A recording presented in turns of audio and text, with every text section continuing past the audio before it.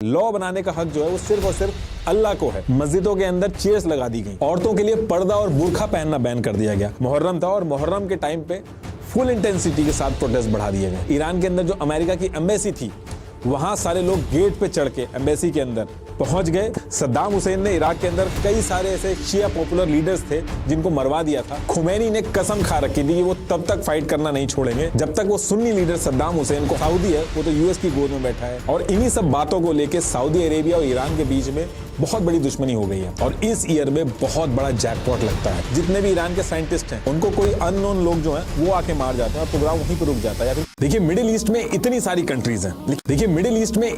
Countries हैं, लेकिन Iran का नाम आप आए दिन सुनते होंगे कि ईरान ने हिजबुल्लाह, कभी हमास, हाउतीज, इनको हथियार दे दिए। इजराइल के अंदर जो हमास ने अटैक करवाया है इसमें भी ईरान के सपोर्ट की बात हो रही है। इतनी सारी कंट्रीज हैं, लेकिन ईरान का नाम आप आए दिन सुनते होंगे कि ईरान ने हिजबुल्लाह, कभी हमास, हाउतीज, इनको हथियार दे दिए। इजराइल के अंदर जो हमास ने अटैक करवाया है इसमें भी ईरान के सपोर्ट की बात हो रही है।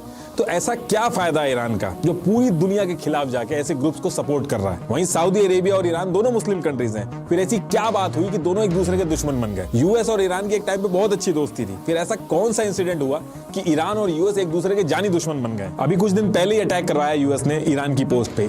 यूएस ने ईरान के ऊपर सैंक्शन लगा लगा के ईरान की पूरी इकोनॉमी को नीचे लाके खड़ा कर दिया। उसके बाद भी ईरान जो है वो सब कुछ दांव पे लगा के यूएस के अगेंस्ट में खड़ा है। तो इन सारी चीजों के पीछे रीजंस क्या है? मिडिल ईस्ट के अंदर ये जो पूरा पावर स्ट्रगल चल रहा है इसके पीछे रीजंस क्या है? तो आज आपको इस वीडियो में सारी चीजें डिटेल में समझ में आ जाएंगी।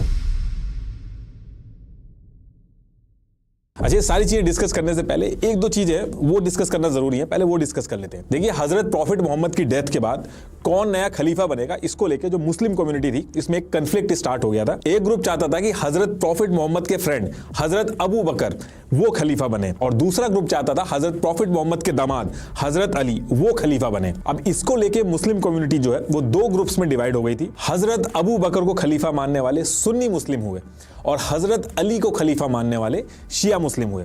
और भी बहुत सारी चीजें हैं, लेकिन ये मेन डिफरेंस है। अब अगर आप पूरे वर्ल्ड का मैप देखोगे तो ये जो लाइट ग्रीन कंट्रीज हैं इंक्लूडिंग इंडिया, इसमें सुन्नी मुस्लिम मेजॉरिटी में है, और डार्क ग्रीन कंट्रीज जैसे ईरान, इराक और यमन, तो यहां पे शिया मुस्लिम मेजॉरिटी में है। तो कहने का मतलब यह है कि शिया मुस्लिम सुन्नी मुस्लिम के कंपैरेटिवली काफी ज्यादा कम है। पूरे वर्ल्ड की जो टोटल मुस्लिम पॉपुलेशन है उसमें 87 to 90% मुस्लिम जो हैं वो सुन्नी हैं, और करीब 7 to 10% शिया मुस्लिम्स हैं। और इसमें भी एक चीज और है, जैसे दुनिया के अंदर जो इस्लाम रिलीजन को फॉलो करता है वो मुस्लिम कहलाता है, लेकिन ऐसा नहीं है कि इंडिया पाकिस्तान का जो मुस्लिम है, अरब मुस्लिम जो है, ईरान का जो मुस्लिम है, वो सारे एक है। इनमें काफी कल्चरल डिफरेंस है। जैसे ईरान मिडिल ईस्ट की कंट्री तो है और यहाँ पे पॉपुलेशन जो है वो शिया मुस्लिम्स की ज्यादा है, लेकिन ईरान के जो शिया मुस्लिम्स हैं उनका कल्चर अरब्स के जो सुन्नी मुस्लिम है उनसे एकदम अलग है। ईरान अपने आप को कल्चरली एकदम अलग मानता है अरब से। ईरान में फारसी बोली जाती है। ईरान मिडिल ईस्ट में है लेकिन अरब लीग का मेंबर नहीं है।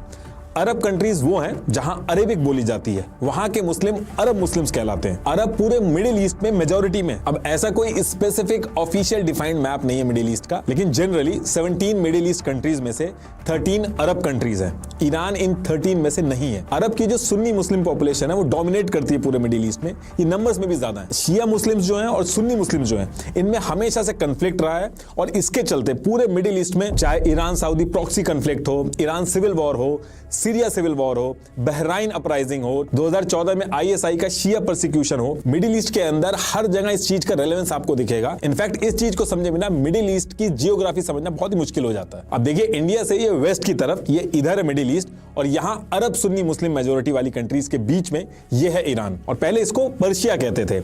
ईरान अपनी जियोपॉलिटिकल लोकेशन और रिसोर्सेज की वजह से सुपर पावर्स की नजर में हमेशा से रहा है। ईरान के अंदर कंट्रोल रखने के बहुत सारे एडवांटेजेस, पूरे रीजन में कंट्रोल मिलता है। ईरान का एक बॉर्डर इधर साउथ एशिया से लगा है, दूसरा बॉर्डर इसका अरब से लगा है, नीचे इसके पर्शियन गल्फ, अरेबियन सी, जहां से दुनिया भर का ट्रेड होता है। ये स्ट्रेट ऑफ हर्मुज है, ये यहाँ पे है। ये इसको अगर ब्लॉक कर दिया जाए तो दुनिया का जो 20% ऑयल का जो फ्लो है उसको आप बड़ी आसानी से बहुत ही कम टाइम में रोक सकते हो। रिसोर्सेज की बात करें तो ऑयल और नेचुरल गैस के भंडार हैं यहाँ पे, लेकिन कुछ चीजें ऐसी हुई ईरान के अंदर जिसकी वजह से आज की डेट में ईरान की 28% पॉपुलेशन जो है वो पॉवर्टी में है, और 40% पॉपुलेशन जो है वो अगले 2 साल में पॉवर्टी में जाने वाली है। देखिए जो सारी चीजें मैं आपको अभी शुरू में बता रहा हूँ, Shia Sunni differences, cultural differences, geopolitics, resources, इन सब के मायने हैं, ये अभी आगे जाके सेंस करेंगे और ये सारी जो चीजें बताई हैं अभी आखिरी में जाके मिलेंगी। तो देखिए ईयर 1800 का टाइम था और ईरान को कजर डायनेस्टी जो थी वो रूल करती थी, जिसके राजा थे फात अली शाह कजर। अब जनरली राजा जो होता है किसी कंट्री का वो पूरे देश पे राज करता है, उसकी चलती है, लेकिन ईरान के अंदर थोड़ा सा अलग सिस्टम था। यहाँ पे शिया मुस्लिम पॉपुलेशन जो थी वो ज्यादा थी, लोग अपने शिया मुस्लिम रिलीजन जो है उससे वेल कनेक्टेड रहते थे और यहाँ पे रिलीजन के जो स्कॉलर्स होते थे, जो रिलीजन की बातें लोगों तक पहुंचाते थे, रिलीजन के लॉ क्या है वो लोगों को समझाते थे, तो इनकी ज्यादा चलती थी। ये जो रिलीजियस स्कॉलर्स थे इनको उलेमा बोला जाता था और इसमें भी जो सबसे ज्यादा पढ़े लिखे स्कॉलर्स होते थे उनको आयतुल्ला बोला जाता था। और ईरान के अंदर ये जो उलेमा है इनके पास पॉलिटिकल पावर भी थी, तो सिर्फ राजा की ही नहीं चलती थी, उलेमा अगर कुछ कह देता था तो राजा को मानना पड़ता था। तो ये सिस्टम ईरान के अंदर उस टाइम पे काम कर रहा था। तो उस टाइम पे ईरान जो कि पर्शिया कहलाता था उस टाइम पे, उसका एक बॉर्डर ब्रिटिश इंडिया से लगता था। पाकिस्तान उस समय अलग नहीं हुआ था, इंडिया के ऊपर ब्रिटिशर्स जो थे वो रूल करते थे, तो ईरान का एक बॉर्डर ब्रिटिशर्स के साथ लगता था और दूसरा बॉर्डर जो था वो रशिया से लगता था। अब उस टाइम पे भी ईरान की जो जियोपॉलिटिकल इंपॉर्टेंस थी और जो रिसोर्सेज थे उस पे ब्रिटिशर्स और रशियन जो थे उन दोनों की नजर थी, दोनों ही सुपर पावर के बीच में ईरान फंसा हुआ था। अब इसके बाद डेट आती है मई 1804 और रशिया मौका देख के ईरान पे अटैक कर देता है और ईरान को हरा के जबरदस्ती एक ट्रीटी कर लेता है, ट्रीटी ऑफ गुलिस्तान। अब आप ये भी कह सकते हो कि पूरे ईरान पे ही कब्जा कर लेना चाहिए था, ट्रीटी क्यों कर रहा था? तो देखिए ब्रिटिशर्स से भी एक बॉर्डर लगा हुआ था ईरान का और ब्रिटिशर्स और रशिया ईरान को लेके बैटल नहीं लड़ना चाहते थे, दोनों पावरफुल थे तो दोनों मिल बांट के खाना चाहते थे और कैसे खाया वो अभी आगे बताऊंगा आपको। तो रशिया ने इस ट्रीटी में ईरान से एक तो कैस्पियन सी थी उस पे कंट्रोल लेके मिलिट्री राइट्स जो थे वो ले लिए ईरान के अंदर और रशिया के जो ट्रेडर्स थे वो ईरानियन रिसोर्सेज जो थी उनके ऊपर ट्रेड कर सके उसके राइट ले लिए। अब इसके कुछ टाइम बाद क्या होता है कि रशिया के तसर अलेक्जेंडर इनकी डेथ हो जाती है, तो ईरान के किंग फात अली इन्होंने ट्राई किया कि अभी रशिया पे अटैक कर देते हैं, अभी रशिया थोड़ा वीक होगा, तो ईरान के राजा ने इनके ऊपर अटैक किया। अब अटैक जीता तो छोड़िए, ईरान उल्टा हार जाता है और रशिया फिर से एक ट्रीटी साइन कराता है, ट्रीटी ऑफ टर्कमेनशाह। इस ट्रीटी में पहले तो ये जो ईरान ने अटैक किया था इसकी वजह से ईरान के ऊपर 20 मिलियन रूबल्स का फाइन लगा दिया जाता है और ईरान के जितने भी नेवल राइट्स थे ये भी रशिया अपने पास ले लेता है। ये उस ट्रीटी की ओरिजिनल कॉपी है। अब देखिए इसमें एक चीज और है कि कंट्रीज के बीच में कोई भी इंटरनेशनल इंसिडेंट होता है तो वो मार्केट को भी इफेक्ट करता है। स्पेशली स्टॉक मार्केट में बहुत तेजी से उतार चढ़ाव आते हैं जिसकी वजह से कई लोगों को प्रॉफिट और लॉस होता है और अगर कोई बिगिनर है स्टॉक मार्केट में तो उसके लिए ये सारी चीजें समझना बहुत ही मुश्किल हो जाता है और इसका सोल्यूशन लेके आया है Market Wolf. Market Wolf beginners के लिए काफी अच्छा ट्रेडिंग प्लेटफॉर्म है। ऐसा इसलिए क्योंकि एक तो यहाँ पे सिर्फ 999 से ट्रेड करना स्टार्ट कर सकते हैं बिना किसी मेंटेनेंस चार्ज के। दूसरा कि इसमें ट्रेड करने के कुछ खास फायदे हैं, जैसे आप स्टॉप लॉस या प्रॉफिट मार्क कर सकते हो जिससे आप रिस्क बहुत इजीली मैनेज कर सकते हो। मार्केट वुल्फ चाहता है कि आपका जो प्रॉफिट है वो मैक्सिमम रहे और लॉस मिनिमम रहे। अब क्योंकि ये स्टॉक मार्केट है तो यहाँ पे कोई भी चीज सर्टेन तो होती नहीं है, इसलिए कंपनी तभी ब्रोकरेज लेगी जब आपका प्रॉफिट होगा और अगर लॉस हुआ तो कोई ब्रोकरेज नहीं जाएगी आपकी। मार्केट वुल्फ एक सेबी रजिस्टर्ड प्लेटफॉर्म है तो आप इस पर ट्रस्ट कर सकते हैं। To download the app, link is in the description. तो टॉपिक पे वापस आते हैं। अब रशिया को जो चाहिए था वो तो मिल गया था, अब बारी थी ब्रिटिशर्स की। अक्टूबर 1834 का टाइम था, फात अली शाह की डेथ हो गई थी, मोहम्मद शाह जो थे वो राजा बनते हैं और इनकी भी डेथ के बाद 5 सितंबर 1848 को इनके बेटे नासिर अल दिन शाह ईरान के राजा बनते हैं। ये थोड़ा एग्रेसिव थे, इन्होंने राजा बनने के कुछ ही साल बाद करीब 1856 में एक एरिया था हेरत नाम से जिसको राजा नासिर जो थे वो ईरान का हिस्सा मानते थे और इसको ईरान के अंदर लेने के लिए ये अटैक कर देते हैं और यहाँ पे ब्रिटिशर्स को एक मौका मिलता है और ब्रिटिशर्स मौका देख के उल्टा अटैक कर देते हैं। पहले तो ईरान को वापस भेजते हैं और उसके बाद ब्रिटिशर्स भी ट्रीटी ऑफ पेरिस साइन करा लेते हैं। सेम जो चीजें रशिया को नॉर्थ में मिली थी वही सारी सेम चीजें ब्रिटिशर्स को साउथ ईस्ट एरिया में मिल गई थी ईरान के। तो ये ट्रीटी वगैरह करके रशिया और ब्रिटिशर्स ने ईरान को अपने अपने तरीके से बांट लिया था और अपना अपना हिस्सा ले रहे थे और दोनों को लड़ाई नहीं करनी पड़ रही थी। अब जब ये सारी चीजें हो रही थी तो इससे होता क्या है कि जो ईरान का लोकल ट्रेडर थे, इनको बाजारी बोलते थे उस टाइम पे, तो इनका बहुत नुकसान होने लगा था। जिस ईरानियन मार्केट पे वो पहले अकेले ट्रेड करते थे अब उस पर ब्रिटिशर्स और रशिया के जो ट्रेडर्स थे उनसे कंपटीशन बढ़ गया था। इसकी वजह से ईरान के जो बाजारी यानी ट्रेडर्स थे उनका बहुत भारी नुकसान हुआ था।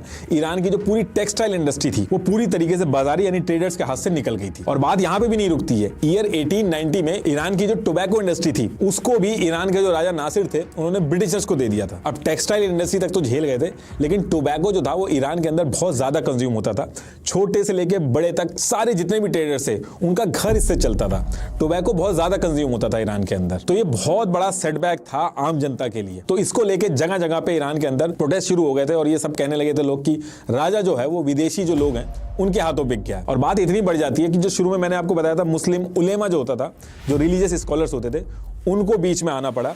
उलेमा के आने से राजा के ऊपर प्रेशर बहुत ज्यादा बढ़ जाता है। ईयर 1892 में राजा के ऊपर बहुत ज्यादा प्रेशर पड़ता है। इन सारी चीजों को वो समझता है और ये जो ट्रीटी थी इसको कैंसिल कर देता है। अब इस इंसिडेंट के बाद होता क्या है कि राजा जो था उसको लोग हल्के में लेने लगे थे और जो उलेमा था उसका कद ईरान के अंदर बहुत ज्यादा बढ़ गया था। और इसके 4 साल बाद 1896 में मिर्जा रिजा खरमानी इस नाम का एक आदमी था, उसने राजा नासिर की हत्या कर दी। ये हत्या करने बाद की मिर्जा की ओरिजिनल पिक है। अब इनकी डेथ के बाद सेम डे 1 मई 1896 को नासिर के बेटे मुजफ्फर अल-दीन को किंग बना दिया जाता है। और ये भी रशिया और ब्रिटिशर्स के बीच में फंस के रह गए थे, ज्यादा कुछ ये भी नहीं कर पाते हैं। अब जिस साल मुजफ्फर किंग बने थे इसी साल यूके का एक आदमी था विलियम डी आर्की, ये दुनिया भर में स्पेशली ऑस्ट्रेलिया में माइनिंग वगैरह करता था ऑयल की। और इसके हाथ में एक रिपोर्ट लगती है जिसमें यह था कि ईरान के अंदर ऑयल निकलने की ह्यूज पॉसिबिलिटी है। और जब ये रिपोर्ट डीआरकी के पास आती है तो डीआरकी मौके का फायदा उठा के ईरान के राजा मुजफ्फर से मीटिंग करता है और 16 अप्रैल 1901 को एक एग्रीमेंट साइन कराने के लिए रेडी कर लेता है। इस एग्रीमेंट में यह था कि आने वाले 60 साल तक विलियम डीआरकी ईरान के अंदर ऑयल को ढूंढेगा और ढूंढने के बाद अगर ऑयल निकलता है तो उसको टेक्नोलॉजी का यूज करके एक्सट्रैक्ट करना है और उसको मार्केट के अंदर ट्रेड करके बेचना है और प्रॉफिट बनाना है। और ये सारी चीजें ब्रिटिशर्स का जो साउथ जोन था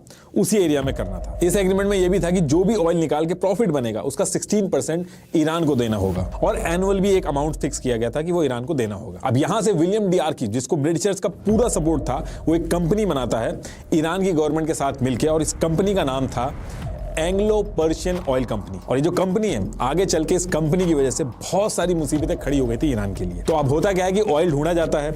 शुरू में ऑयल ढूंढने में पैसा और टाइम बहुत ज्यादा लगता है। विलियम डीआरकी जो थे वो अपना पूरा पैसा लगा चुके थे और जब उनके पास पैसा खत्म हो गया था जो ब्रिटिश गवर्नमेंट थी उन्होंने उनको पैसा दिया और पैसा दे के वो उनसे शेयर ले लेती थी इस कंपनी के। तो मेनली जो शेयर्स थे इस कंपनी के वो ज्यादा से ज्यादा शेयर ब्रिटिश गवर्नमेंट के पास आ गए थे और आगे चल के इस कंपनी का नाम चेंज भी हुआ था, ब्रिटिशर्स पेट्रोलियम हो गया था। अब ये कंपनी तो बन गई थी, ऑयल भी ढूंढा जा रहा था, लेकिन ऑयल मिला नहीं था अभी तक ईरान में। अब इसके बाद ईयर आता है 1908 और इस ईयर में बहुत बड़ा जैकपॉट लगता है और बहुत बड़ी ऑयल फील्ड निकलती है ईरान के अंदर। अभी जैकपॉट तो निकला था लेकिन इसका प्रॉफिट जो था वो ब्रिटिशर्स के पास जाना था।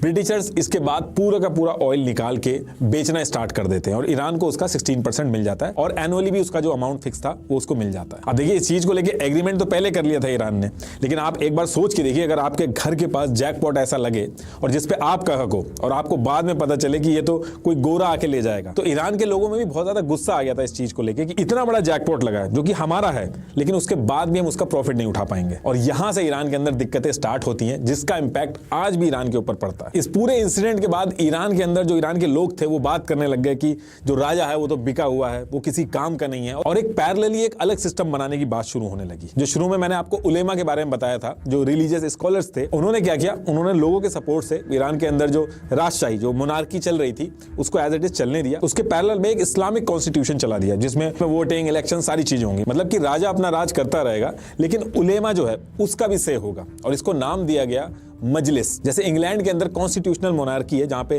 क्वीन और राजा होते हैं लेकिन पार्लियामेंट वगैरह वो सारा सिस्टम अलग चलता है, उसी से मिलता जुलता जो सिस्टम था वो ईरान के अंदर भी इंप्लीमेंट हो गया था। मतलब कि राजा अपना राज करेगा लेकिन जो लॉ वगैरह होंगे, बाकी जो इंपॉर्टेंट डिसीजन होंगे उसमें मजलिस जो है उसका भी से रहेगा। बेसिकली रिलीजियस ग्रुप जो थे ईरान के अंदर उनके पास पॉलिटिकल पावर आ गई थी। इसको अलग अलग नाम दिए गए, Islamic consultative assembly, Iranian parliament भी बोला गया और ईरानियन मजलिस भी बोला गया। अब क्योंकि ये जो मजलिस थी ये पूरी तरीके से रिलीजियस स्कॉलर जो थे वो अपने हिसाब से रन करते थे, तो इन्होंने लॉ भी उसी के हिसाब से बनाया। जैसे शिया मुस्लिम रिलीजन जो है उसको ईरान का ऑफिशियल रिलीजन अनाउंस कर दिया गया। राजा और मजलिस जो थे वो ईरान को मिलकर चला रहे थे लेकिन एक्चुअल में हो ही रहा था कि मजलिस जो थी वही डिसीजन ले रही थी, ईरान की गवर्नमेंट की तरह एक्ट कर रही थी वो, और राजा सिर्फ नाम का बचा था। अब इसके बाद डेट आती है 16 जुलाई 1909। राजा मुजफ्फर अल-दीन इनकी डेथ हो जाती है और इनके जो बेटे थे मोहम्मद अली शाह ये राजा बनते हैं। और इनके बेटे जो थे वो अपने पिताजी से थोड़े अलग थे। ये ईरान के अंदर जो मजलिस का जो कॉन्सेप्ट था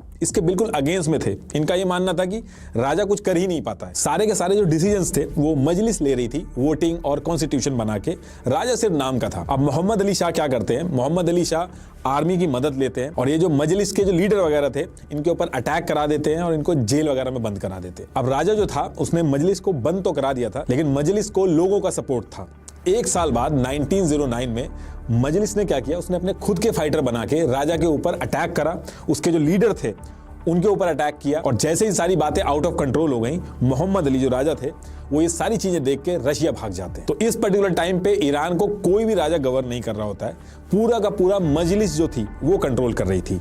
लेकिन ईरान के रूल के हिसाब से ये गलत था, राजा होना जरूरी था। तो मजलिस क्या करती है, वो राजा का जो बेटा था 11 साल का उसको राजा बना देती है। वो एक पपेट की तरह रहता है, एक्चुअल में ईरान को जो चला रही थी वो मजलिस ही चला रही थी उस पर्टिकुलर टाइम पे। अब इसी बीच क्या होता है कि फर्स्ट वर्ल्ड वॉर स्टार्ट हो जाती है और ईयर 1917 में रशिया के अंदर खुद ही बहुत सारे रिवॉल्यूशन हो रहे थे, उससे अपना ही देश नहीं संभल रहा था, तो वो ईरान को छोड़ के वापस चला जाता है अपने देश में। लेकिन ब्रिटिशर्स यानी यूके को ऑयल मिलने के बाद ईरान छोड़ के जाना उसका पॉसिबल नहीं था। ईरान का जो ऑयल था वो यूके की इकोनॉमी का मेजर पार्ट बन चुका था और सारी की सारी इंडस्ट्री जो थी वो इसी ऑयल पे डिपेंड हो चुकी थी। तो इसीलिए ब्रिटिशर्स जो थे वो ईरान को छोड़ के गए नहीं, वो time to time financial help करते थे, पैसे देते थे, सिक्योरिटी वगैरह की हेल्प करते थे। लेकिन ईरान के जो लोग थे वो इससे भी खुश नहीं थे।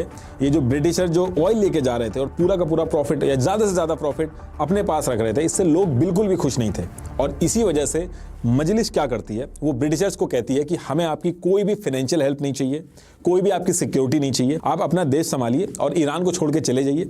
शुरू में तो ब्रिटिशर्स ने साफ मना कर दिया कि वो नहीं जाएंगे, लेकिन फिर इंटरनेशनल प्रेशर पड़ता है तो ब्रिटिशर्स को जाना पड़ता है। अपने सारे ऑफिशियल जो थे वो ईरान से ब्रिटिशर्स निकाल लेते हैं। लेकिन ब्रिटिशर्स जो थे वो इतना बड़ा नुकसान झेलने की हालत में नहीं थे। तो होता क्या है कि ईरान की जो आर्मी थी उसमें एक आर्मी हेड था रेजा खान पहलवी। ब्रिटिशर्स क्या करते हैं, रेजा खान पहलवी को पूरा सपोर्ट करते हैं और रेजा खान ईरान के अंदर तख्ता पलट कर देते हैं। ईरान का जो राजा था रेजा, उसको यूरोप भिजवा देते हैं। लेकिन रेजा खान को पता था कि मजलिस जो है उसको लोगों का सपोर्ट है, तो उसने खत्म नहीं किया मजलिस को, बल्कि रेजा खान ने क्या किया, मजलिस के अंदर जो लीडर्स थे उनको कुछ को पैसा खिलाया, कुछ को अपने सपोर्ट में रखा, कुछ को अपने लीडर से रिप्लेस कर दिया और जो नहीं माने उनकी हत्या करवा दी। तो मजलिस को हटाने की बजाय मजलिस का जो पूरा कंट्रोल था वो अपने पास रख लिया और मजलिस को एकदम वीक कर दिया। और इस पर्टिकुलर टाइम पे जैसे ही ईरान के राजा रेजा खान पहलवी बनते हैं, कज़र डायनेस्टी का एंड होता है और ईरान के अंदर पहलवी डायनेस्टी ये शुरू होती है। देखिए, ये सारी चीजें मैं आपको बता रहा हूं, अभी ये आगे जाके सारी की सारी करंट सिचुएशन से रिलेट करेंगे, जैसे यूएस की एंट्री होती है। अब रेजा खान जो थे उनके ऊपर वेस्टर्न पावर जो थी उनका पूरा इन्फ्लुएंस था। ये एक सेकुलर और मॉडर्न लीडर बनके सामने आए और ईरान को पूरी तरीके से मॉडर्नाइज कर दिया। जैसे 1928 में ईरान के अंदर आदमियों को यूरोपियन स्टाइल में ड्रेस पहनना कंपलसरी कर दिया गया, हैट लगाना कंपलसरी कर दिया गया, मस्जिदों के अंदर चेयर्स लगा दी गई, औरतों के लिए पर्दा और बुर्खा पहनना बैन कर दिया गया, औरतों को जॉब करने के लिए एनकरेज किया, उनके लिए गवर्नमेंट जॉब निकाली गई, कैफेज और सिनेमा के अंदर लड़कियों को जाना अलाउ किया गया। आज अगर आप देखोगे तो बहुत ज्यादा पर्दा है, लेकिन उस टाइम पे औरतें ऐसे रहती थी। ये उस टाइम के ईरान गर्ल्स बास्केटबॉल टीम की पिक्चर है। ये उस टाइम पे लड़के ऐसे कपड़े पहनते थे। ये अभी आगे आपको समझ में आ जाएगा कि ये सारी चीजें चेंज होके ये जो पर्दा सिस्टम अभी है ये किस तरीके से आ गया। अभी जो रेजा खान थे ये सारी चीजें कर तो रहे थे, लेकिन सिलेक्टिव तरीके से कर रहे थे। मॉडर्नाइजेशन और सेकुलरिज्म इंप्लीमेंट तो किया इन्होंने, लेकिन अपने हिसाब और इंटरेस्ट के हिसाब से किया। जैसे मीडिया और प्रेस हो गई, इनके ऊपर सेंसरशिप की, ट्रेड यूनियन को बैन किया, पॉलिटिकल पार्टीज को दबाया, मजलिस जो थी उसको वीक किया। रेजा खान के साथ सबसे बड़ी दिक्कत ये हो रही थी कि वो एक तरफ मॉडर्नाइजेशन तो कर रहे थे, लेकिन दूसरी तरफ उन्होंने टैक्स बढ़ा दिए थे। अब टैक्स से रेवेन्यू तो आ रहा था ईरान के पास, लेकिन जो गरीब तबका था उसकी हालत बहुत खराब हो गई थी, उसके लिए चीजें बहुत महंगी हो गई थी। तो जो गरीब तबका था वो रेजा खान से बिल्कुल खुश नहीं था। रेजा खान ने अपने टाइम पे ईयर 1933 में जो एंग्लो पर्शियन ऑयल कंपनी थी, जो आगे चल के ब्रिटिशर्स पेट्रोलियम बनी, उसमें ईरान का जो प्रॉफिट था, उसमें जो हिस्सा था 16% का, उसको बढ़ा के 20% करा दिया था और जो एनुअली जो पैसा देती थी ब्रिटिश कंपनीज उसको भी बढ़वा दिया था। लेकिन ईरान की जो जनता थी उसको इससे कुछ फर्क पड़ा नहीं। ईरान की जनता को अपने ऑयल पे पूरा कंट्रोल चाहिए था। तो ये सारी चीजें चलती रहती हैं। इसके बाद सेकेंड वर्ल्ड वॉर शुरू हो जाती है। यूके और रशिया यानी कि सोवियत यूनियन वॉर में एक तरफ थे, तो आगे चल के यूएस ने भी यूके और रशिया का जो ग्रुप था उसको ज्वाइन कर लिया। ये तीनों एक तरफ थे। अब ईरान जो था वो इस पूरी वॉर में न्यूट्रल था। लेकिन जब बड़ी वॉर्स होती हैं तो ये जो न्यूट्रल कंट्रीज होती हैं ये बेट खेलती हैं कि कौन जीतेगा। और शुरू में क्या हो रहा था कि जर्मनी जो थी उसका ऐसा लग रहा था कि जर्मनी जीतेगी, तो ईरान ने जर्मनी से भी अपनी बातचीत स्टार्ट करी थी, उसको भी एंटरटेन करना चालू किया था। रेजा खान ने जर्मनी के साथ भी ट्रेड और ईरान के अंदर ऑयल एक्सट्रैक्शन की बात स्टार्ट कर दी। जर्मनी के कई सारे डिप्लोमेट जो थे वो ईरान के अंदर आके बैठ गए थे और यूके और रशिया यानी कि सोवियत यूनियन जर्मनी के अगेंस्ट में थे। वो नहीं चाहते थे कि जर्मनी ईरान के अंदर आए। एक तो जर्मनी अगर ईरान के अंदर आके बैठेगा तो यूके और रशिया को जो वॉर में एडवांटेज मिल रहा था लॉजिस्टिक वगैरह सप्लाई करने का, वो चला जाता और जर्मनी जो था उसको यूके, यूएस, रशिया इन तीनों के ऊपर एक अलग एडवांटेज मिलता, जो कि ये तीनों नहीं चाहते थे। ऊपर से ईरान का जर्मनी के साथ ऑयल का डिस्कशन स्टार्ट होने से ब्रिटिशर जो थे वो भी बहुत ज्यादा गुस्सा हो गए थे, उनको अपनी ऑयल इंडस्ट्री खतरे में लग रही थी। तो यूके और रशिया ने ईरान को बहुत ज्यादा समझाया कि जर्मनी को ईरान के अंदर से बाहर कर दे, लेकिन जर्मनी को बाहर करना ईरान के लिए भी इतना आसान नहीं था। तो एक्चुअली में हो यह रहा था कि जो ईरान था वो इन सारी सुपर पावर के बीच में, जर्मनी, यूएस, रशिया, इन सारी सुपर पावर के बीच में फंस गया था। और जब बात नहीं बनती है तो यूके और रशिया ईरान पे अटैक कर देता है। ये एक प्रॉपर अटैक था, लेकिन यूके और रशिया ने कहा कि जो वॉर चल रही है जर्मनी के साथ उनकी, ये मजबूरी में इनको ये करना पड़ रहा है, उनको जर्मनी को ईरान से पुश करना पड़ेगा, वरना उनको बहुत बड़ा डिसएडवांटेज हो जाएगा इस पूरी वॉर में, क्योंकि उनका मैक्सिमम जो वॉर का सप्लाई था जैसे फूड और वेपन वगैरह का, वो ईरान से होके जाता था। और अगर जर्मनी का कंट्रोल होगा ईरान पे तो ये बहुत बड़ा डिसएडवांटेज होगा यूके और रशिया के लिए। ये लोग वॉर जो है वो हार भी सकते हैं, और यही बहाना बना के इन्होंने अटैक किया। यूके और रशिया को सपोर्ट जैसे वेपन, फूड और बाकी चीजों की जो सप्लाई थी, ये सब करने के लिए यूएस भी एंट्री मारता ईरान के अंदर। उस टाइम पे यूएस ट्रेन से सप्लाई ट्रांसफर करता था। यूएस ने रशिया और ब्रिटिशर्स को सपोर्ट देने के लिए अपने एयरक्राफ्ट तक उतार दिए थे ईरान के अंदर। अब ये जो अटैक करते हैं यूके और रशिया मिलकर ईरान के ऊपर, इससे ईरान का बहुत ज्यादा नुकसान होता है। ईरान में महंगाई 400 गुना ज्यादा बढ़ जाती है, अनएम्प्लॉयमेंट तो पहले से ही था और बढ़ जाता है, फूड की शॉर्टेज हो जाती है, ईरान के कई इलाकों में भूखमरी भी हो जाती है। और यहाँ पे यूएस जो है वो ईरान के फुल सपोर्ट में आता है, और जिस चीज की जरूरत होती थी ईरान को यूएस पूरी तरीके से देता था। ऐसा इसलिए किया गया था क्योंकि यूएस को भी ईरान के अंदर अपना कंट्रोल रखना था। अब इसके कुछ टाइम बाद जब वॉर खत्म हो जाती है तो डिसाइड तो ये हुआ था कि यूके, यूएस और रशिया ईरान से बाहर चले जाएंगे, लेकिन ऐसा नहीं होता। यूके और यूएस तो ईरान से बाहर निकल गए थे, लेकिन रशिया नहीं गया था। इनफैक्ट रशिया एक और दिक्कत खड़ी कर देता है ईरान के लिए। ईरान के अंदर कुछ रिबेलियस ग्रुप थे, उनको रशिया सपोर्ट करता है और ईरान के टुकड़े कर देता है। अजरबैजान और कुर्दिश रिपब्लिक अलग से देश बना देता है। देखिए, सेकंड वर्ल्ड वॉर के बाद यूएस बहुत पावरफुल हो गया था और यूएस के जो इंटरेस्ट थे वो ईरान के अंदर थे। तो यूएस ने अपने नंबर बनाने के लिए वो यूएन में जाता है, और यूएन में उसकी चलती भी थी। यूएन के अंदर यूएस जाके कहता है कि रशिया जो ईरान के अंदर घुसा है ये गलत है और रशिया को बाहर जाना चाहिए।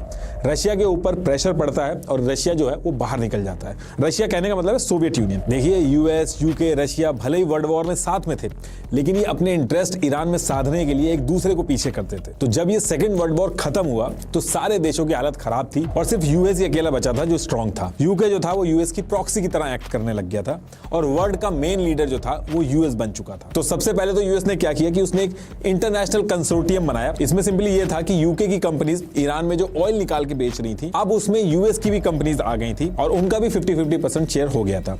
कहने का मतलब यह है कि ईरान के ऑयल का फायदा उठाने वाला अब यूएस मेन प्लेयर बन गया था, और इसकी वजह से यूएस अब ईरान के इंटरनल अफेयर से लेके ईरान का जो राजा था उसकी पॉलिसी तक हर चीज में इंटरफेयर करने लगा था। और ईरान की भी मजबूरी थी क्योंकि उसको यूएस से डॉलर आ रहे थे और उनकी जरूरत थी ईरान को।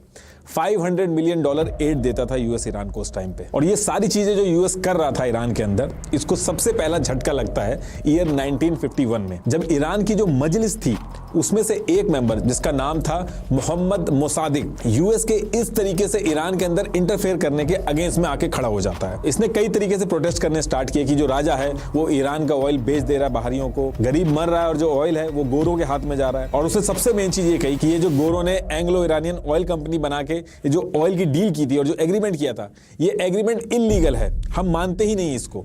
ये चीज उसने कही। अब ईरान के अंदर ऑलरेडी इतना अनएम्प्लॉयमेंट था, लोग परेशान थे, तो मोहम्मद मोसादिक को लोगों का बहुत भारी सपोर्ट मिला। जो वर्कर थे एंग्लो पर्शियन ऑयल कंपनी के, वो काम करना बंद कर देते, स्ट्राइक कर देते हैं। यूएस और यूके जो था वो बहुत ही क्लोजली ये सारी चीजों को ऑब्जर्व कर रहा था, क्योंकि ईरान का जो ऑयल था वो उनके लिए सबसे इंपॉर्टेंट चीज था। लेकिन मोहम्मद मोसादिक जो था वो डर नहीं रहा था, वो उल्टा और ज्यादा प्रोटेस्ट किया उसने और लोगों को इकट्ठा किया और ईरान का जो ऑयल था उसको नेशनलाइज करवा दिया उसने। नेशनलाइज कराने का मतलब था कि अब यूके, यूएस की जो कंपनी थी वो नहीं बेचेंगी ईरान का ऑयल, बल्कि ईरान खुद अपने देश का ऑयल निकालेगा और बेचेगा। और इसका इतना इंपैक्ट होता है कि मोहम्मद मोसादिक जो था उसको ईरान का पीएम बना दिया जाता है। राजा जो था वो एज इट इज था, लेकिन वो पीएम के आगे हेल्पलेस था क्योंकि लोगों का भारी सपोर्ट था पीएम को। अब यूके और यूएस के लिए बहुत बड़ा सेटबैक था, तो यूके और यूएस ने कहा कि ईरान के अंदर ये जो ऑयल का नेशनलाइजेशन हुआ है ये एग्रीमेंट ब्रीच करता है, और इसकी वजह से ईरान के ऊपर यूएस और यूके ने जम के सैंक्शंस लगाए।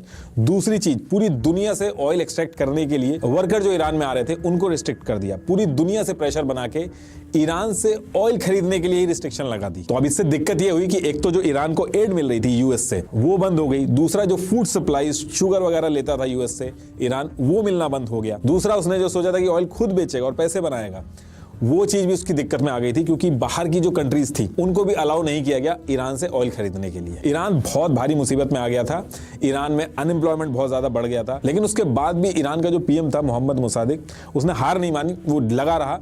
अब इसके बाद क्या होता है कि यूएस और यूके क्या करते हैं, ईरान के अंदर CIA और MI6 इनको भेजते हैं, और ये ऑन रिकॉर्ड है। डिस्क्रिप्शन में इसका जो ओरिजिनल रिलीज डॉक्यूमेंट है उसका लिंक दे दूंगा, आप एक बार पढ़ लीजिएगा, और सारी डिटेल में वहीं से बता रहा हूं। तो इनको ईरान में भेजा, मोहम्मद रेजा को भारी सपोर्ट दिया हर तरीके से, और मोहम्मद जो पीएम था उसको उसकी पोस्ट से हटा दिया गया, और रेजा खान इसके बाद पूरी तरीके से यूएस के हिसाब से चलने लगा, और फिर से ऑयल का जो पूरा एडवांटेज था वो यूएस और यूके की जो कंपनीज थी उनको मिलने लगा। अब आप इसमें आयरनी देखिए कि यूएस और वेस्ट जो है वो डेमोक्रेसी की और फ्रीडम ऑफ स्पीच की इतनी बात करता है, लेकिन इस जगह पे वो पीएम को हटा के, यानी कि डेमोक्रेसी के अगेंस्ट एक राजा को एस्टैब्लिश कर रहे थे, मोनार्की को एस्टैब्लिश कर रहे थे। अब इसके बाद ईयर आता है 1963, और यहां से जो चीजें थी वो और हीटअप होती हैं। जैसे मोहम्मद मुसादिक ने किया था वही सेम चीज, वही सेम रिपीट होता है, लेकिन इस बार जो आदमी यूएस के अगेंस्ट में खड़ा था वो था आयतुल्ला। जैसा मैंने शुरू में बताया था कि सबसे ज्यादा पढ़ा लिखा और सबसे बड़ा रिलीजियस स्कॉलर होता है शिया कम्युनिटी का, और इनका नाम था आयतुल्ला रुहुल्ला खुमैनी। ये भी सेम वही चीज बोलते हैं कि यूएस का इंटरफेरेंस बहुत ज्यादा है, राजा जो है वो यूएस के साथ मिलकर ईरान को बेच रहा है, ऑयल पे हमारा हक है, मजलिस को इन्होंने बहुत ज्यादा वीक कर दिया है, पीएम तक ही अपने हिसाब से रख रहा है राजा, इलेक्शन में धांधली हो रही है। ये सारी चीजों को लेके खुमैनी जो थे वो स्पीच देते थे, और ईरान के अंदर उलेमा, रिलीजियस स्कॉलर्स, आयतुल्ला जैसे लोग अगर ऐसी स्पीच देते हैं तो उसकी बहुत वैल्यू होती है, लोगों का सपोर्ट होता है। तो बहुत ही जल्दी लोगों का सपोर्ट इनके साथ आ गया। राजा ने जैसे ही देखा कि प्रोटेस्ट बहुत तेजी से बढ़ रहा है, उसने खुमैनी को जेल करवा दी, और उसके बाद भी जब लोग रुक नहीं रहे थे तो 4 नवंबर 1964 को आयतुल्ला रुहुल्ला खुमैनी को ईरान के बाहर इराक में भेज दिया जाता है, उनको एक्साइल कर दिया जाता है। अब इराक और ईरान दोनों शिया मेजॉरिटी कंट्रीज हैं, लेकिन इराक में एक चीज और थी,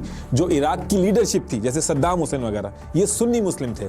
तो आयतुल्ला खुमैनी ने क्या किया कि इराक में जाके भी स्पीचेस दी, वहां के जो शिया लीडर्स थे उनसे जाके बात करी, और ये स्पीचेस देते थे, नॉर्मल नहीं थी, इसमें बहुत ही रिलीजियस और इंपैक्टफुल बातें बोली जाती थी, जिससे लोग बहुत तेजी से अट्रैक्ट हो रहे थे। इन स्पीचेस का जो मेन कोर था उसमें यह कहा जाता था कि देश को कोई आदमी नहीं चला सकता, ना ही आदमी कोई लॉ बना सकता है, लॉ बनाने का हक जो है वो सिर्फ और सिर्फ अल्लाह को है, और देश कैसे चलेगा, देश में कैसे रहना चाहिए, क्या रूल फॉलो होने चाहिए, ये गॉड के हिसाब से होना चाहिए, ना कि किसी इंसान के हिसाब से। इनके हिसाब से ना तो कोई राजा होना चाहिए, ना कोई डेमोक्रेसी होनी चाहिए, एक इस्लामिक राज होना चाहिए जिसको गॉड के रूल से चलाया जाए, और वो जो रूल्स है वो गॉड जो नुमाइंदे हैं, जो रिलीजियस स्कॉलर्स हैं, वो इंप्लीमेंट करेंगे। एक तरह से शरिया के हिसाब से देश चलना चाहिए, और इस पूरे प्रोसेस को इन्होंने नाम दिया वलायत ए फाकी। ये सारी बातें सुन के लोगों का हुजूम लग जाता था ईरान के अंदर। ये स्पीचेस इराक में देते थे और प्रोटेस्ट ईरान में स्टार्ट हो जाते थे। इनकी स्पीच की जो ऑडियो कैसेट होती थी वो ईरान के अंदर स्मगलिंग के थ्रू पहुंचाई जाती थी। ये ओरिजिनल ऑडियो है।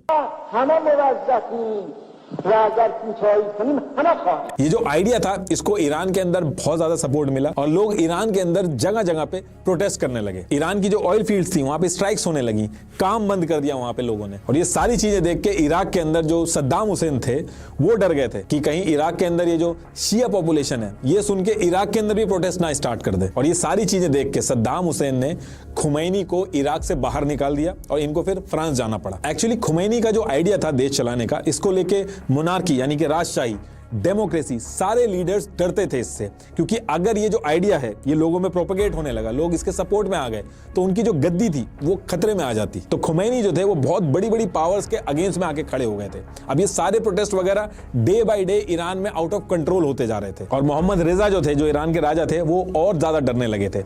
इस डर में उन्होंने कुछ ऐसे फैसले लिए जो बहुत ज्यादा बैकफायर कर गए उनको। वो क्या करते थे, जो भी प्रोटेस्ट करता था कोई पॉलिटिकल लीडर या रिलीजियस फिगर राजा के अगेंस्ट में जो बोलता था, उसके खिलाफ आर्मी भेज देते थे, पुलिस भेज देते थे, मारपीट करवाते थे। न्यूज मीडिया के ऊपर भी रिस्ट्रिक्शंस लगा दी थी, न्यूज के अंदर क्या छपेगा ये भी राजा डिसाइड खुद करने लगा था। अक्टूबर 1977 को लोगों ने इकट्ठा होकर सड़कों पे आके प्रोटेस्ट करना स्टार्ट कर दिया, और बहुत ज्यादा बड़ी भीड़ आई थी। इसमें सबसे ज्यादा यूनिवर्सिटी के जो स्टूडेंट्स थे उन्होंने हिस्सा लिया था। ये प्रोटेस्ट छोटे मोटे प्रोटेस्ट नहीं थे, ये देखिए दूर दूर तक भीड़ थी।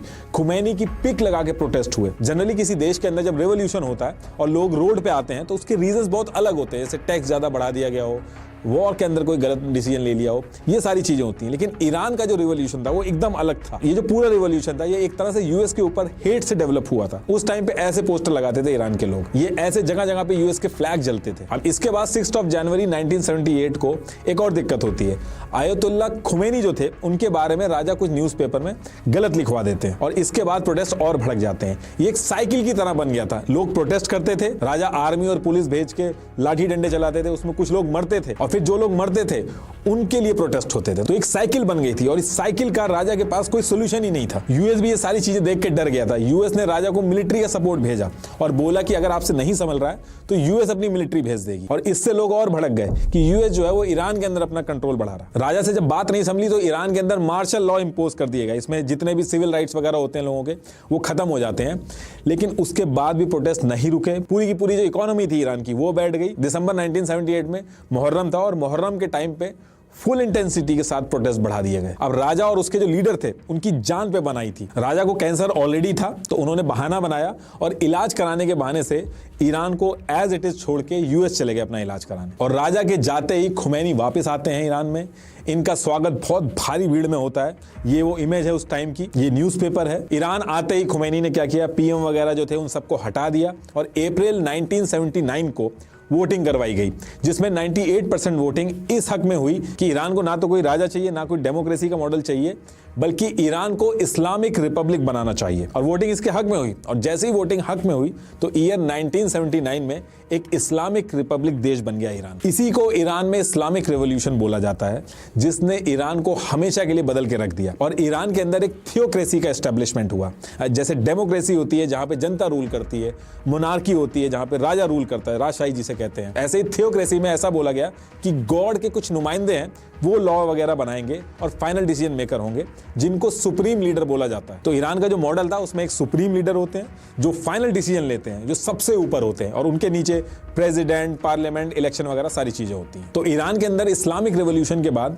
As per supreme leader Iran में शरिया कानून लाया गया और सारी की सारी पावर जो थी वो उलेमा के पास थी। और इसमें मिलिट्री से हटके एक अलग से इस्लामिक रेवोल्यूशन गार्ड बनाए गए, जिनका काम था इस थियोक्रेसी की रक्षा करना, कि कोई मिलिट्री वगैरह आके तख्ता पलट करने की कोशिश करे या फिर सुप्रीम लीडर को हटाने की कोशिश करे, तो इनका काम था उसको रोकना। अभी भी यही सिस्टम है ईरान में। अभी सैयद अली खुमैनी जो है वो करंट सुप्रीम लीडर हैं और इब्राहिम रईसी ये प्रेसिडेंट है। और जब ये सारी चीजें हो जाती हैं, इस्लामिक रेवोल्यूशन हो जाता है पूरा, तो इसके बाद लोग क्या करते हैं, ईरान के अंदर जो अमेरिका की एम्बेसी थी वहां सारे लोग गेट पे चढ़ के एम्बेसी के अंदर पहुंच गए। 4 नवंबर 1979 को 52 अमेरिकन के ऑफिसर जो थे उनको बंदी बना लेते हैं लोग और कहते हैं कि ईरान का जो राजा था, जिसने प्रोटेस्ट के टाइम पे बहुत ज्यादा अत्याचार करे थे हम लोगों पे और जो कि कैंसर के बहाने यूएस में जाके बैठा है, उसको वापस भेजो, उसको हम सजा देंगे, और अगर आप उसको वापस नहीं भेजोगे तो हम ये जो आपके एम्बेसी के अंदर जो ऑफिसर्स हैं इनको नहीं छोड़ेंगे। लेकिन इसके कुछ टाइम बाद रेजा, जो कि यूएस के अंदर इलाज कराने गए थे, जिनकी डिमांड कर रहे थे, उनकी डेथ हो जाती है बीमारी की वजह से, और अल्जेरिया ने बीच बचाव करके अमेरिकन जो थे जिनको बंदी बना लिया था उनको रिलीज करवा दिया। ईरान ने 444 डेज तक 52 अमेरिकन को बंदी बना के रखा था। ईरान में इस्लामिक रिवॉल्यूशन के बाद आयतुल्ला खुमैनी ने एक और ऐसी बात बोल दी जिसको लेके इराक, सऊदी अरब, कुवैत, आसपास के जितने भी मुस्लिम देश के लीडर्स थे वो टेंशन में आ गए। खुमैनी ने कहा कि अल्लाह के अलावा किसी इंसान का राज करना किसी देश पे ये गलत है और हम बाकी देश में भी यही क्रांति लाएंगे और इस चीज को फैलाएंगे। अब सऊदी अरेबिया हो, इराक हो, बाकी अरब वर्ल्ड हो, हर जगह पे राजा ही देश चलाते हैं। और उन्होंने देखा था कि ईरान के अंदर कैसे राजा और यूएस, जो कि सुपर पावर था, कुछ नहीं कर पाए थे। अब इराक जो था वो बिल्कुल बगल में था ईरान के, इस चीज का इराक को ज्यादा डर था। तो सद्दाम हुसैन ने ईरान के ऊपर हमला करने का सोचा और इसके पीछे कई सारे रीजन थे। पहला ये था कि ईरान के बॉर्डर से इस्लामिक रेवोल्यूशनरी गार्ड जो थे उनके प्रॉक्सी घुस रहे थे, इराक में राजशाही के खिलाफ स्पीचेस दे रहे थे। सद्दाम हुसैन ने इराक के अंदर कई सारे ऐसे शिया पॉपुलर लीडर्स थे जिनको मरवा दिया था, उसके बारे में बातें बहुत ज्यादा तेजी से चलने लगी थी। इसके साथ साथ और भी बहुत सारे रीजन थे इराक के ईरान के ऊपर हमला करने के पीछे। जैसे खुजिस्तान के एरिया को लेके ईरान और इराक में डिस्प्यूट थे, इस पे इराक कंट्रोल लेना चाहता था, यहाँ बहुत सारी रिसोर्सेज थी। और इसके साथ साथ शत अल अरब वाटरवे, ये दोनों ही देशों के लिए ऑयल एक्सपोर्ट के लिए बहुत ही इंपॉर्टेंट पार्ट था। लेकिन इसको भी ईरान ने इराक से प्रेशर बना के आपस में शेयर कर लिया था। इराक ने सोचा था कि इस टाइम जब ईरान में मिलिट्री वीक है, इसका फायदा उठा के अटैक करना सही रहेगा और ये सारी चीजें जो अनस्टेबिलिटी रीजन के अंदर फैली हुई है इसका सॉल्यूशन ले लेते हैं। लेकिन जैसा सोचा था वैसा होता नहीं है। इराक को कुवैत, जॉर्डन, सऊदी अरेबिया हर कोई सपोर्ट कर रहा था, सब चाह रहे थे कि ईरान को हरा दिया जाए। लेकिन दूसरी तरफ खुमैनी ने कसम खा रखी थी कि वो तब तक फाइट करना नहीं छोड़ेंगे जब तक वो सुन्नी लीडर सद्दाम हुसैन को हटा नहीं देते। ये वॉर 1980 से 1988 करीब 8 साल तक चलती है, लेकिन कोई सोल्यूशन नहीं निकलता है। लास्ट में यूएन को इसमें घुसना पड़ता है और फिर जाके सीज फायर होता है। अब इसके कुछ टाइम बाद खुमैनी की जो हेल्थ थी वो खराब हो जाती है। 3 जून 1989 को हार्ट अटैक की वजह से इनकी डेथ हो जाती है। बहुत भीड़ इकट्ठा होती है इनकी फ्यूनरल में। 10.2 मिलियन लोग 32 किलोमीटर तक इकट्ठे हुए थे। इसके नेक्स्ट डे 4 जून 1949 को अगला सुप्रीम लीडर कौन बनेगा, इसके लिए तुरंत इलेक्शन होते हैं। 74 मेंबर में से 60 वोट्स अली खमैनी को मिलते हैं। खमैनी की स्पेलिंग दोनों में अलग अलग है, तो अली खमैनी जो थे वो सुप्रीम लीडर बनते हैं ईरान के। अली खमैनी अयतुल्ला खोमैनी के स्टूडेंट थे और पूरा जो इस्लामिक रेवोल्यूशन हुआ था इसमें अगर टॉप 5 लीडर की बात करें तो ये उन टॉप 5 लीडर में से एक थे। आज भी ईरान के जो सुप्रीम लीडर हैं वो यही हैं। इसके बाद भी आगे चल के मल्टीपल कन्फ्लिक्ट हुए, कई सारे सैंक्शंस लगे ईरान के ऊपर, लेकिन ईरान पीछे नहीं हट रहा था। US, west, Saudi Arabia, Israel, सबके गले की हड्डी बन चुका था ईरान। पहली चीज तो किसी भी सिचुएशन में ईरान यूएस से हाथ नहीं मिला सकता था। ईरान के अंदर जो सुप्रीम लीडर बने थे वो इस्लामिक रेवोल्यूशन करके सुप्रीम लीडर बने थे, और वो जो पूरा इस्लामिक रेवोल्यूशन था उसमें सेंटर ऑफ अट्रैक्शन यूएस ही था। लोगों को यही बताया गया था कि यूएस कैसे लूट रहा है, और तभी वो रिवोल्यूशन सक्सेसफुल हुआ था। और आगे चल के अगर कोई भी सुप्रीम लीडर या फिर ये जो पूरा सिस्टम है अगर जाके यूएस से हाथ मिला लेगा तो बहुत सारी दिक्कतें आ जाएंगी, क्योंकि लोगों का ही विश्वास टूट जाएगा कि इन्होंने यूएस के खिलाफ बोल के रिवोल्यूशन किया और फिर जाके यूएस से ही मिल गए। तो यूएस और ईरान का मिलना बहुत मुश्किल है। और ऐसा भी नहीं है कि ईरान चाह लेगा तो यूएस मिल जाएगा। यूएस भी उस चीज को भूला नहीं है। यूएस खुलेआम बोलता है कि ये जो इस्लामिक रेवोल्यूशन हुआ था ये एक स्टेट स्पॉन्सर आतंकवाद है, इसमें सिर्फ लोगों को बेवकूफ बनाया गया। इनफैक्ट 1984 में यूएस के प्रेसिडेंट रोनाल्ड रेगन ने ईरान की इस्लामिक रिपब्लिक को स्टेट स्पॉन्सर आतंकवाद डिक्लेयर कर दिया था, और आज की डेट तक यूएस इस बात से पीछे नहीं हटा है। लेकिन बात यहां पे भी खत्म नहीं होती है। यूएस की जो प्रॉब्लम है मिडिल ईस्ट के अंदर वो कुछ और भी है। अगर मैं आपसे पूछूं कि पूरी दुनिया के टॉप 5 या फिर टॉप 10 ऑयल रिजर्व जो है वो किस कंट्री के पास है, तो टॉप 5 में 3 countries Iran, Iraq, Saudi Arabia, ये मिडिल ईस्ट से हैं। ये मैप में अगर आप देखिए इतना छोटा सा जो एरिया है, लेकिन पूरे वर्ल्ड का जो ऑयल है वो कंट्रोल होता है यहाँ से। और अगर मैं आपसे वर्ल्ड की टॉप न्यूक्लियर वॉरहेड जो कंट्रीज हैं उनके बारे में पूछूं वो टॉप पे कौन से हैं, तो US, Russia, UK, France, China, India, Pakistan, सबके नाम मिलेंगे आपको। लेकिन आपको एक भी मिडिल ईस्ट की ऑयल प्रोड्यूसिंग कंट्री का नाम नहीं मिलेगा आपको न्यूक्लियर वॉरहेड की लिस्ट में, और होंगे भी नहीं।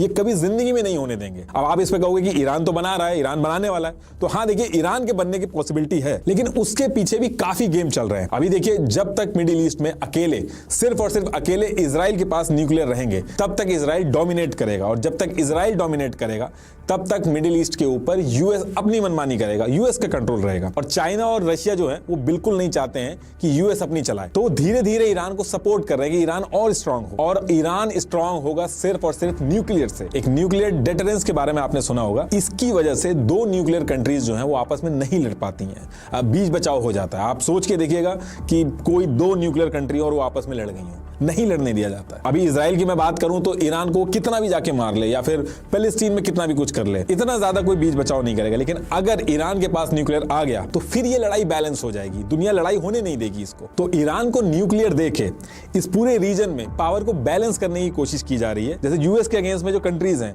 वो नहीं चाहती कि अकेला यूएस यहाँ पे राज करे, इसलिए वो चाहते हैं कि ईरान न्यूक्लियर पावर बन जाए, उससे पावर बैलेंस हो। जैसे जब इंडिया न्यूक्लियर पावर बन गया था तो पाकिस्तान को भी बहुत कंट्रीज ने हेल्प करी थी न्यूक्लियर बनाने के लिए। ईरान का जो न्यूक्लियर पूरा प्रोग्राम है वो भी बड़ी कॉम्प्लिकेटेड स्टेट में है। देखिए न्यूक्लियर वेपन बनाने के लिए एक अलग यूरेनियम चाहिए होता है, यूरेनियम 235 आइसोटोप, ये यूज होता है। लेकिन मैक्सिमम जो नेचुरल यूरेनियम मिलता है वो मिलता है यूरेनियम 238। अब इस यूरेनियम 238 को एनरिच करके यूरेनियम 235 बनाया जाता है। तो ये जो पूरा बनाया जाता है इस पूरे प्रोसेस को ही कहा जाता है यूरेनियम एनरिचमेंट। न्यूज में आपने बहुत वर्ड सुना होगा। तो ईरान जो है वो यूरेनियम का एनरिचमेंट कर रहा है। अभी आज की डेट तक 60% यूरेनियम ईरान ने एनरिचमेंट कर लिया है, और वेपन बनाने के लिए जो यूज होता है वो 90% चाहिए होता है। तो सारा गेम इसी एनरिचमेंट का है। फिर आगे चल के जो वेपन की टेक्नोलॉजी टेक्नोलॉजी होती है वो बन जाती है, लेकिन मेन गेम इसी चीज का। जैसे मैं आपको अभी ये बता रहा हूं, नेतन्याहू जो है इजराइल के पीएम, उन्होंने यूएन में ऐसे ही करके समझाया था कि ईरान कहां तक पहुंच चुका है यूरेनियम एनरिचमेंट में। लेकिन होता क्या है कि ईरान जैसे जैसे आगे पहुंचता है उसको पीछे कर दिया जाता है। इस पूरे प्रोग्राम में जितने भी ईरान के साइंटिस्ट हैं उनको कोई अननोन लोग जो हैं वो आके मार जाते हैं और प्रोग्राम वहीं पर रुक जाता है या फिर पीछे हो जाता है। और ईरान के लिए यूरेनियम एनरिचमेंट जो है सिर्फ यही एक इशू नहीं है, पैसा भी बहुत बड़ी दिक्कत है। इसके लिए बहुत ज्यादा पैसा चाहिए होता है। यूएस ने हर तरीके से सैंक्शन लगा रखा है ईरान के ऊपर, तो ईरान के पास पैसे की भी बहुत दिक्कत है और न्यूक्लियर पावर बनने के लिए बहुत सारा पैसा चाहिए होता है। अगर मैं यूएस की बात करूं तो ईयर 1996 तक यूएस ने $773 बिलियन लगाए थे उसको बनाने में, और जबकि वो बहुत छोटा था, और $6.1 ट्रिलियन उसको डिप्लॉय करने में लगाए थे। डिप्लॉयमेंट में ज्यादा पैसा लगता है। एक एटॉमिक ऑडिट इस नाम से आपको एक फाइल मिल जाएगी इंटरनेट पे, उसमें ये सारी चीजें मेंशन है। तो ईरान के सामने पैसे की भी दिक्कत है, और इसके साथ साथ इजराइल और सऊदी अरेबिया, ये भी बहुत बड़ा चैलेंज है ईरान के लिए। ये दोनों नहीं चाहते कि ईरान वहां पे स्ट्रांग बने। और ईरान और सऊदी जो है, वो जो इस्लामिक रिवॉल्यूशन हुआ था उससे पहले तो दोस्त थे, लेकिन उसके बाद से उनमें बहुत बड़ी राइवलरी हो गई है। ईरान जो है वो मिडिल ईस्ट की सबसे पुरानी कंट्री है, इसका बहुत लंबा इतिहास है। वहीं सऊदी अरेबिया की बात करें तो वो सिर्फ अभी 1932 में बनी है, और बनते ही वो पूरे मुस्लिम वर्ल्ड का लीडर बन गया है। होली प्लेसेस जो है वो भी सऊदी में है। और वहीं ईरान इतना पुराना होके मिडिल ईस्ट के अंदर उसके पास जमीन भी कम है सऊदी अरेबिया के कंपैरेटिवली, और वो लीडर भी नहीं है। ईरान की बात करें तो 1.64 मिलियन स्क्वायर किलोमीटर एरिया है ईरान के पास, जिसमें 8.79 करोड़ ईरान की पॉपुलेशन रहती है। वहीं सऊदी अरेबिया जो सिर्फ 1932 में बना था, उसके पास 2 मिलियन स्क्वायर किलोमीटर का एरिया है, और जिसमें सिर्फ 3.6 करोड़ पॉपुलेशन रहती है उसकी। तो पहली चीज तो ये जो डिफरेंस है ये ईरान को कम पसंद है। दूसरा, ईरान का मानना है कि वो एक इस्लामिक देश है, उसको लीडर होना चाहिए, जो मुस्लिम उम्मा है उसका लीडर उसको होना चाहिए, लेकिन उसकी बजाय सऊदी जो है वो लीडर है। तो ईरान जो है वो यही प्रोजेक्ट करने की कोशिश करता है कि जो सऊदी है वो तो यूएस की गोद में बैठा है, यूएस का सपोर्टर है, यूएस के जो बेसेस हैं वो सऊदी के अंदर है। वहीं ईरान, हम एक इस्लामिक देश है, हम जो पूरा मुस्लिम उम्मा है उसके सपोर्ट में, और ये सब करके वो एक लीडर बनना चाहता है मिडिल ईस्ट के अंदर। और इन्हीं सब बातों को लेकर सऊदी अरेबिया और ईरान के बीच में बहुत बड़ी दुश्मनी हो गई है। आप मिडिल ईस्ट का कोई भी कंफ्लिक्ट उठाओगे तो जो सऊदी अरेबिया है और जो ईरान है, ये दोनों अपने अपने इंटरेस्ट देख के एकदम अगेंस्ट में खड़े रहते हैं। जैसे मैं आपको एग्जांपल समझाऊं, जैसे बहराइन है, इसमें जब कन्फ्लिक्ट हुआ तो ईरान ने एंटी गवर्नमेंट ग्रुप जो थे उनको सपोर्ट किया, लेकिन सऊदी ने बहराइन के जो राजशाही थी उसको सपोर्ट किया। ऐसे ही लेबनान में ईरान ने शिया लेड जो हिजबुल्लाह था उसको सपोर्ट किया, वहीं सऊदी अरेबिया ने लेबनान की गवर्नमेंट को सपोर्ट किया। ऐसे ही यमन की बात करें तो ईरान शिया लेड हौती रिबेल्स जो हैं उनको सपोर्ट करता है, वहीं सऊदी जो है वो यमन की गवर्नमेंट को सपोर्ट करता है, सुन्नी पॉपुलेशन को सपोर्ट करता है। अभी 2016 में ही सऊदी के अंदर एक शिया रिलीजियस फिगर थे, निम्र अल निम्र, इन्होंने प्रोटेस्ट किया सऊदी के अंदर कि ये राजशाही नीचे होनी चाहिए और सऊदी अरेबिया के अंदर इलेक्शन होने चाहिए। तो सऊदी अरेबिया ने इसमें ईरान का हाथ बता के निम्र अल निम्र जो थे उनको मौत की सजा सुना दी। थोड़ा सा भी रिस्क सऊदी नहीं लेता। सिर्फ सऊदी ही नहीं, पूरे मुस्लिम वर्ल्ड ने देखा है कि ईरान के अंदर सिर्फ 1 साल के अंदर यूएस और राजा इतने पावरफुल होके भी घुटनों पे आ गए थे, तो वो बिल्कुल भी रिस्क नहीं लेना चाहते। और ईरान ने भी अपने कई सारे स्टांस चेंज किए हैं, अलग अलग स्ट्रेटजीज लगाई हैं इस पूरे मिडिल ईस्ट का लीडर बनने के लिए। जैसे पहले वो खाली शिया की बात करता था, आज की डेट में वो शिया और सुन्नी दोनों की बात करता है, क्योंकि उसको समझ में आ गया है कि जब भी शिया और सुन्नी का डिवाइड होता है तो उसको नुकसान होता है। ईरान बिना शिया और सुन्नी दोनों के सपोर्ट के मुस्लिम वर्ल्ड का लीडर नहीं बन सकता है। जैसे मैं आपको हमास का एग्जाम्पल बताऊं, हमास एक सुन्नी लेड ग्रुप है, और हमास पे एलिगेशन भी लगते रहे हैं कि जो गाजा के अंदर शिया माइनॉरिटी है उसका एक्सप्लॉइट करते हैं लोग, लेकिन उसके बाद भी हमास को सपोर्ट करता है ईरान अपने इंटरेस्ट पूरे करने के लिए। पैलेस्टीन के जितने भी बाकी ग्रुप हैं वो नेशनलिज्म की बात करेंगे, अरब वर्ल्ड के सपोर्ट में रहते हैं, लेकिन हमास जो है वो इजराइल के अगेंस्ट में रहता है, और इसलिए हमास और ईरान की बहुत अच्छे से पड़ती है। और किसी भी सिचुएशन में ईरान को इजराइल के अगेंस्ट में खड़ा रहना ही होगा, क्योंकि यहां से ही उसके इंटरेस्ट पूरे होंगे। एक तो जेरूसलेम जो है वहां पे रिलीजियस डिस्प्यूट है, और अगर ईरान मुस्लिम वर्ल्ड का लीडर बनने की बात करता है और रिलीजियस डिस्प्यूट में मुस्लिम के साथ नहीं खड़ा रहेगा तो वो बन नहीं पाएगा। दूसरा, इजराइल जो है वो एक जूस देश है, पैलेस्तीन जो है वो एक मुस्लिम देश है। पैलेस्तीन का जो इशू है वो पूरे वर्ल्ड के जो मुस्लिम है उनके लिए बहुत बड़ा कॉज है। ईरान इस मुस्लिम वर्ल्ड के बहुत बड़े कॉज को अगर किसी तरीके से पूरा कर देता है तो मुस्लिम वर्ल्ड में बहुत बड़ा बन के निकलेगा। और इन केस अगर नहीं भी कर पाता है, स्ट्रगल भी करता है अपनी प्रॉक्सीज के थ्रू, तो भी उसको फायदा है, क्योंकि मुस्लिम वर्ल्ड में ये मैसेज जाएगा कि सऊदी जो इतना स्ट्रांग है वो यूएस की गोद में जाके बैठा है, वहीं ईरान जो है जो कि वीक है उसके बाद भी वो स्ट्रगल कर रहा है, वो अपनी इकोनॉमी की नहीं सोच रहा है, उसके बाद भी लड़ रहा है वो। और अभी करंट सिचुएशन की बात करूं तो ईरान डायरेक्ट नहीं लड़ सकता, चाहे वो यूएस हो या इजराइल हो, किसी के भी सामने इजराइल की जो मिलिट्री पावर है वो वीक है। खाली मैं ईरान के एयर अटैक की बात करूं तो इजराइल से बहुत पीछे, यूएस से तो बहुत ही ज्यादा पीछे। लेकिन 1979 के इस्लामिक रेवोल्यूशन जब हुआ था उस टाइम भी ईरान के पास इतनी बड़ी मिलिट्री पावर नहीं थी। खुमैनी उसके बाद भी जीते थे। ईरान के अंदर इस्लामिक रिवॉल्यूशन आया था। ईरान ये जो हुतीज, हिजबुल्लाह, हमास, इनके साथ मिलकर जो प्रॉक्सी वॉर कर रहा है, यूएस और इजराइल दोनों के लिए सरदर्द बना हुआ है। ईरान के जो इस्लामिक रिवॉल्यूशनरी गार्ड्स हैं, उसकी जो 5 ब्रांचेज हैं, उसमें से एक कुद्स फोर्स है जो इंटेलिजेंस और उनका फुल टाइम जॉब है हिजबुल्लाह, हमास, ऐसी जो प्रॉक्सीज हैं इनको हथियार वगैरह देना और इनको सपोर्ट करना। ये जो इमेज में रेड में आप देख रहे हैं ये सब ईरान की प्रॉक्सीज है जो इजराइल और यूएस के अगेंस्ट में खड़ी होती हैं। ये जो आप देख रहे हैं इमेज में, ये इतने अटैक कर चुके हैं 2018 से। और अगर ये हमास, हिजबुल्लाह, हौतीज ये आगे चल के अपनी कंट्रीज के अगर लीडर बनेंगे तो सबसे बड़ा जो फायदा होगा वो ईरान का होगा और ईरान का जो इंटरेस्ट है वो पूरा हो जाएगा। तो ईरान इन सारी चीजों को एक लॉन्ग टर्म इन्वेस्टमेंट की तरह से देख रहा है।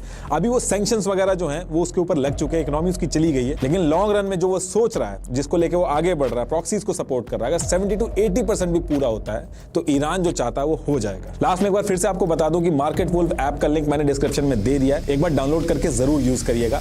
Thank you.